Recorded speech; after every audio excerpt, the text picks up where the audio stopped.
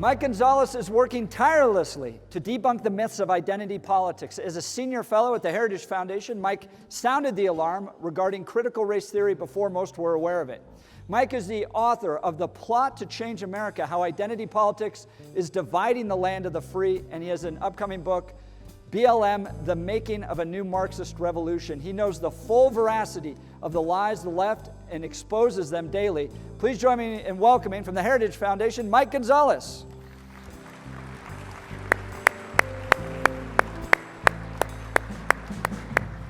Thank you. Thank you very much for inviting me. Folks, thank you very much for being here. Last night I went to see the Rockies at Coors Field. It was incredibly pleasant, as baseball games generally are. Then in the seventh inning, one of my favorite things in the world happened.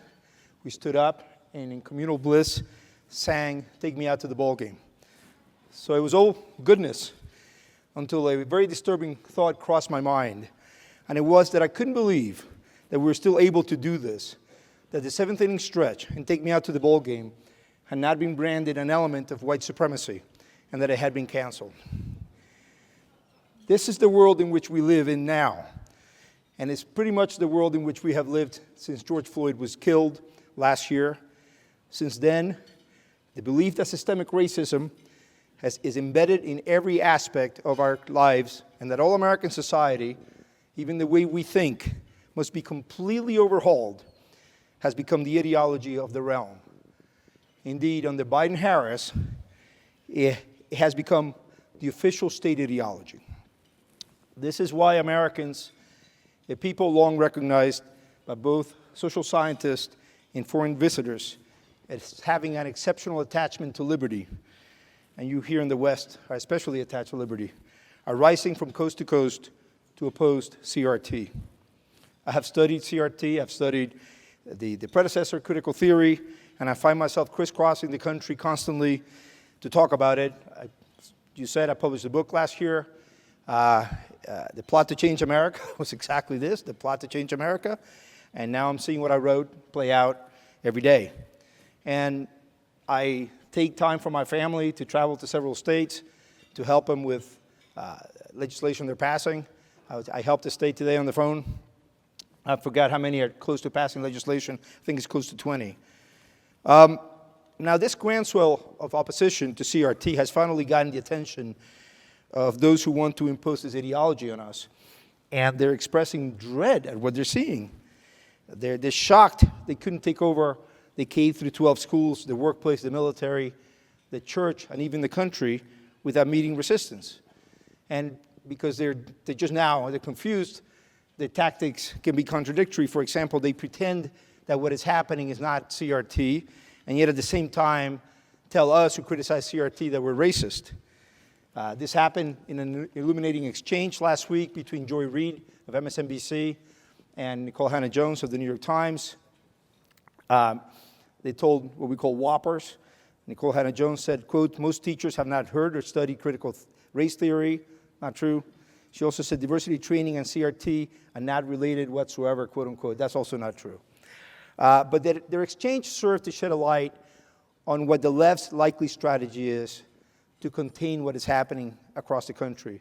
They're laying a predicate for getting their allies in the tech giants to ban criticism of CRT, and they want to scare the owners of premises such as this from renting them out to CRT rallies.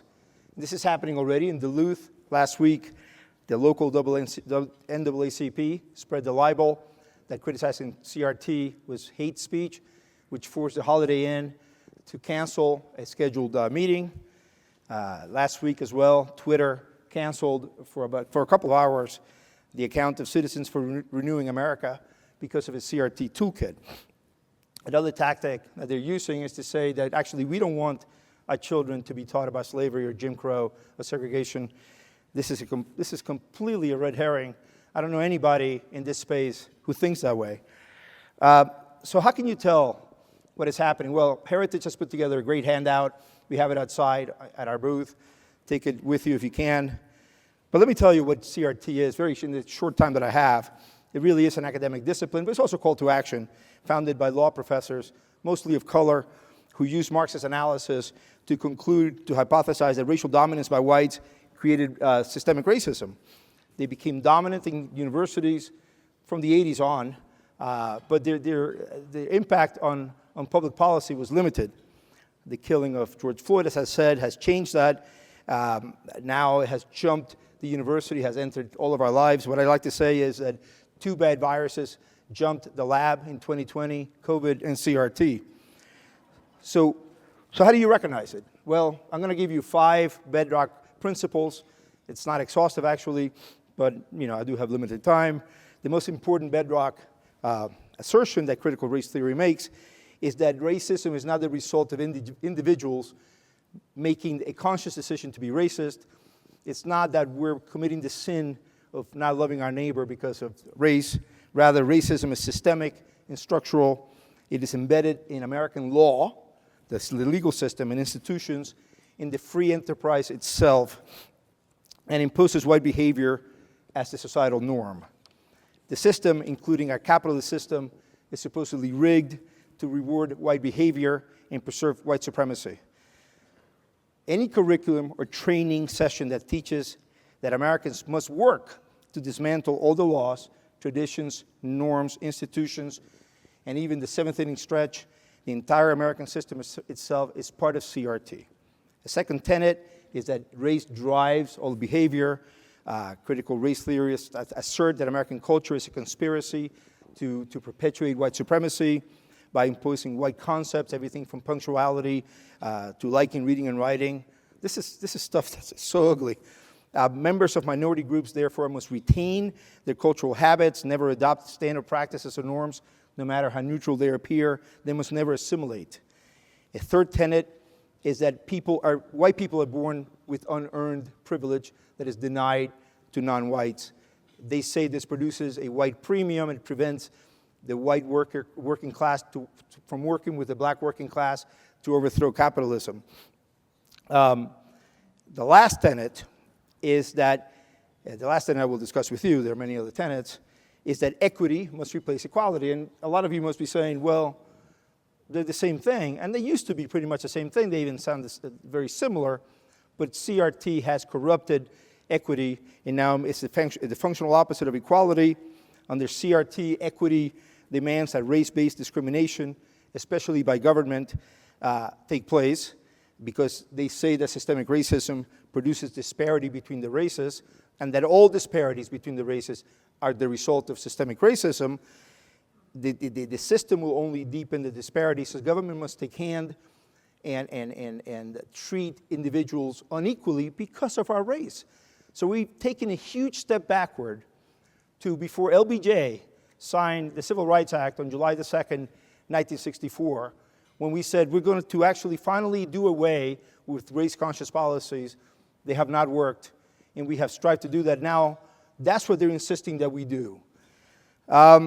Any curriculum that advocates, or any DEI program, diversity, equity, and inclusion programs that advocates this, that teaches this corrupt understanding of equity, is CRT.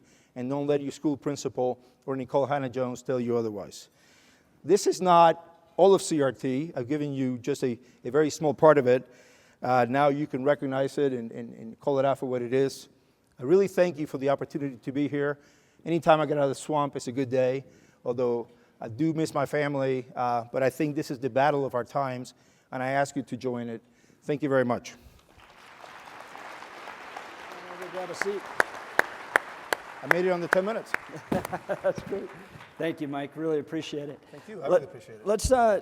Let's talk about critical race theory. It, for me, seems like a repudiation of Martin Luther King's dream. Oh, absolutely. Right. I grew up I went to public schools. Right. This was taught. We are achieving. We are moving forward. Right. Where we're not going to see race. We're going to judge someone by the content of their character. We're going to try to, and the government should try to. Right. And now I can't believe where we are. It feels like we're back to segregationism, but we've just flipped the races. We have to say this.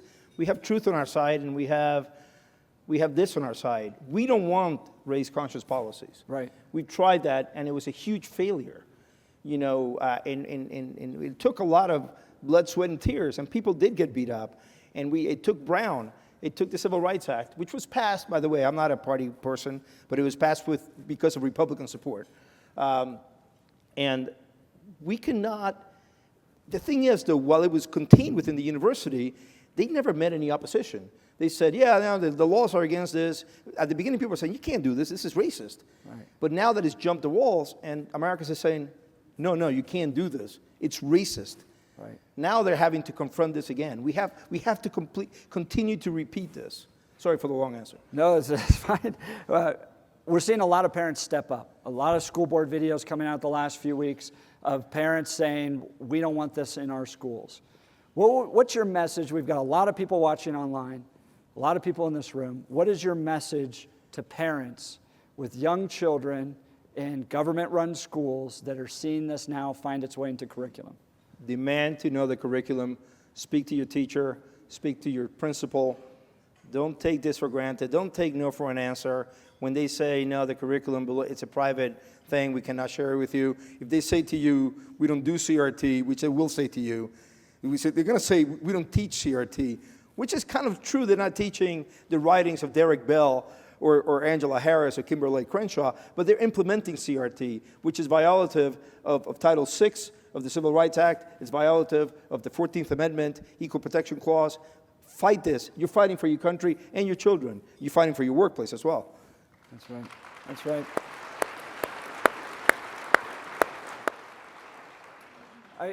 It almost feels like we're dealing a bit with the Taliban in the sense that they're trying to destroy history.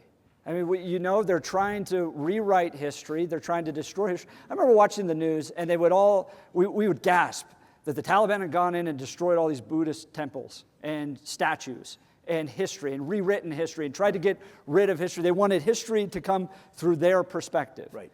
And now we have the left in America that's tearing down statues, right, rewriting history, the 1619 Project, right? Completely debunked, yeah. Right, not the 1776 Project. Right. They want a new history. Right. That's what we're facing. We're tasting an effort to, almost like a new religious zealotry that wants to get rid of our history. Attorney General Barr said a couple of weeks ago at a keynote speech that because this has become a state religion now, under the Establishment Clause, we can no longer attach public school money to the school.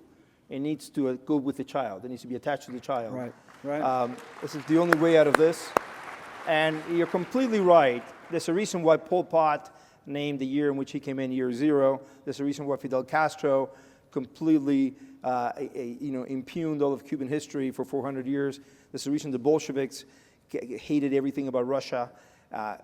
Tyrants want to do this. They want to come in and say everything that has happened until now.